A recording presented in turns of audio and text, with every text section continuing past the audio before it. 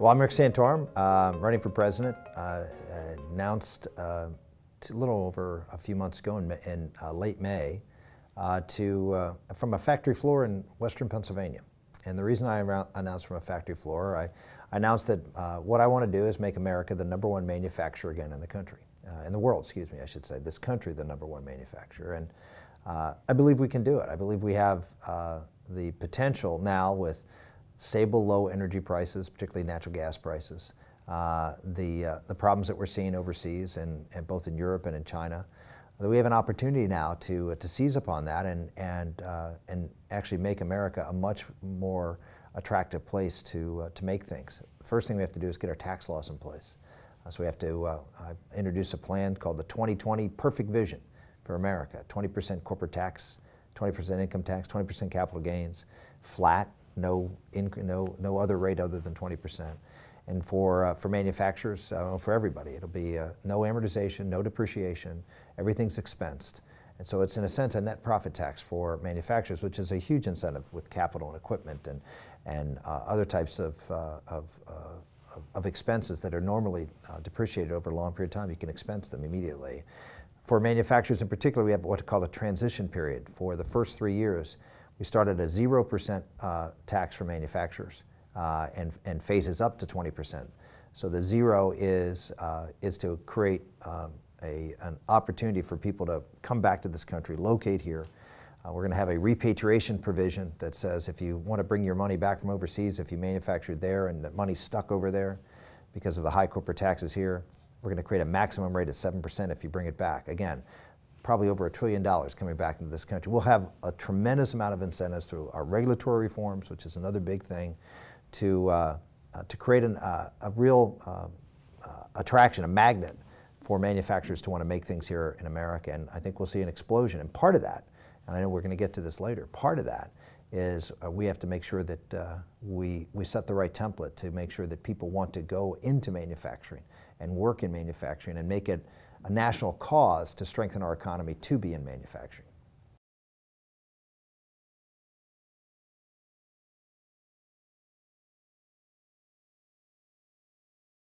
There's two major things you have to do. You know, you've got expenditures and revenue. So you got to do some of this and some of this. How you do this is through growth. The best way to raise revenues is actually through a very pro-growth tax regulatory scheme that will get this economy humming again. That'll reduce the amount of expenditures that we have on things like Medicaid and food stamps because you're taking people off that, putting people back to work. And you raise revenues because you have more people employed, you're paying more taxes and higher rates of taxes. So growing the economy, as we've seen, the least painful way to solve this problem. But we have some very intractable problems, particularly in the area of entitlements. So whether it's Medicare, Medicaid, and Social Security, those three will eat up the entire budget in about 25 years. And right now they eat up about 2/3 of the budget. So we have to deal with all three of those problems. I've laid out very detailed plans on how we're going to bring these lines together in Social Security, the expenditure lines and the revenue lines that are separating right now. Everything from means testing of benefits to indexing the retirement age to life expectancy. Life expectancy goes up about 1 month every 2 years. Social Security retirement age, it should track that. So we keep a constant level of benefits for every generation going forward. Medicare, another one that needs to do that with respect to tracking the retirement age. And we also have to go to a system that's, instead of the one-size-fits-all government-run system, which is Medicare, we need to go to a premium support model where the government says we will pay this much money to seniors and have them have choices to be able to take that money and buy plans wherever they can in the private sector. It's really important for us to have, instead of an open-ended entitlement, which is what Medicare is, which is everything that Medicare spends, we pay the bill for. We're now going to say, no, we're not going to just pay whatever the bills are. We're going to say, here's how much we're going to pay, and incentivize patients, and I should say people on Medicare, to incentivize them to control their health care costs. Same thing with Medicaid, a little different because you're dealing with a different population. but the same idea will be in place. We have to fix our expenditures. It's almost, if you're a business person, you think of a defined benefit program versus a defined contribution program. So we're going to go to a defined contribution program for Medicare and Medicaid as opposed to an open-ended defined benefit program.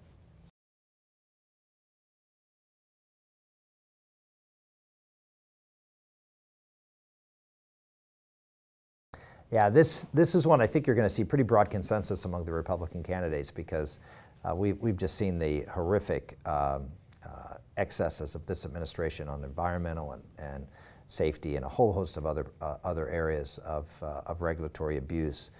One of the things that a president can do is suspend regulations, rewrite regulations, is stop administrative interpretations. So you may have a regulation, and there are many in this case, where the Obama administration hasn't changed the regulations, it's reinterpreted how they're going to administer that regulation. All those things can be overdone on day one, and that is our plan. Our plan is to suspend, rewrite, in some cases just eliminate regulations that, for example, the president's regulation, if he actually goes through on ozone, we would suspend that on day one. The president, his CO2 program, again, that's something that's suspended.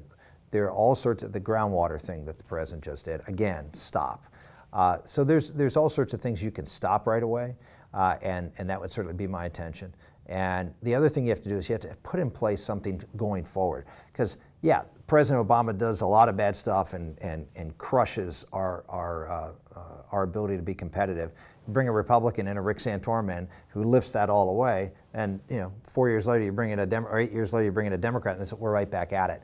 So one of the things that I support is requiring Congress to approve regulations that cost over $100 million a year to business. So it really does create the Congress having to, they pass the laws and the administration goes off and does whatever they want.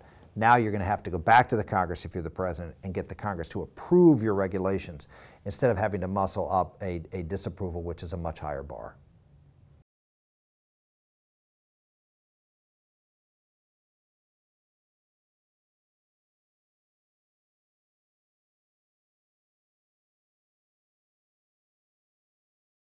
Yeah, I have to tell you, when I talk to a lot of manufacturers, what they tell me is they can train people, that they have a lot of them have very good relationships with the local community colleges or technical schools, and have developed a lot of workforce training that actually works well for them.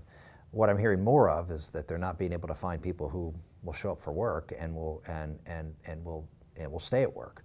I'm hearing more and more of that here in Iowa. Now, I'm not necessarily, I don't hear as much of that in other areas, but you have a very low rate of unemployment here in Iowa right now, and you have an administration under President Obama who's dramatically expanded a lot of these welfare programs. Food stamps now at the highest level it's ever been. Some housing programs, Medicaid, other things have all been expanded, and so you create an atmosphere where someone who has health insurance, has money for food, maybe gets unemployment insurance, maybe the person that they're living with in the home is on welfare, and so they get cash assistance, and all of a sudden the incentive to work isn't so great because all those benefits are tax-free. And so you have to go to work and you have to pay taxes, you lose all these other benefits, and they make the economic decision, I'd just rather, I'm not living necessarily the best life in the world, but I can survive and I don't have to work, which has its, and so you go out and you work a job under the table and you get paid cash.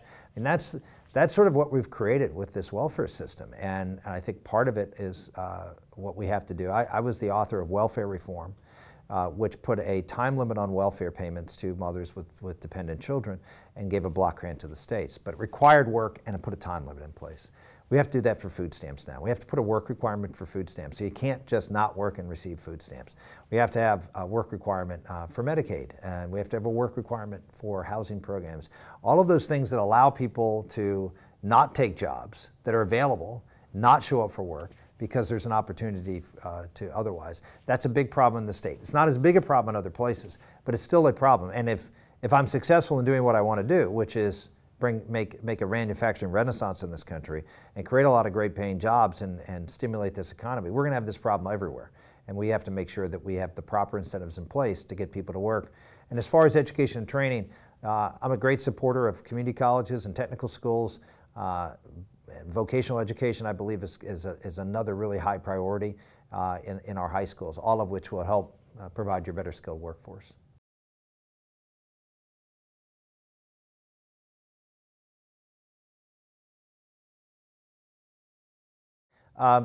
You know, first, I believe we need to get rid of Obamacare. I mean, there are a couple of provisions of Obamacare, which is, you know, that I know are very popular and make some sense. I mean, allowing people to stay on their parents' insurance and the like.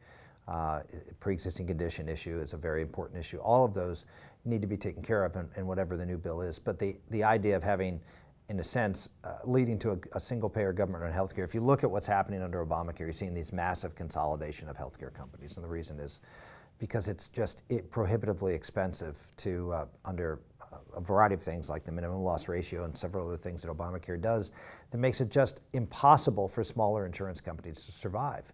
And Obamacare was designed that way. It's designed to consolidate the health insurance industry and then step back and say, see, there's no competition, rates are going up, we need a government-run system. So it's designed to fail. In fact, every insurance company that Obamacare created, and they did, they went out and created a whole bunch of companies and gave them money, gave them government grants to start insurance companies to compete, they've all gone bankrupt. The bottom line is this is a failed system, and it's going to continue to fail until we move into a system that says, let's get government out of this. Let's have the government's role be to support private businesses to be able to provide insurance with the same tax incentives we have in place, and provide a similar tax incentive to those who don't have employer-provided insurance, whether it's $1,000 or $2,000, whatever the case may be, an amount of money that's a refundable tax credit that every individual, whether you have if you don't have employer-provided insurance, can go out and use to purchase insurance. I'm a big proponent of health savings accounts. In fact, I was the author of them. I was the one that brought that idea into the Congress. I was a proponent of it for the last 20 years. You combine health savings accounts with a high deductible plan with a contribution from the federal government to get to everybody who doesn't have employer-provided health insurance to go out and buy their own health insurance in a market that allows for competition and choice. You'll dramatically expand the insured pool from the old system in place, and you'll get the government out of the business. You'll have a lot more competition and quality of care and better access to care.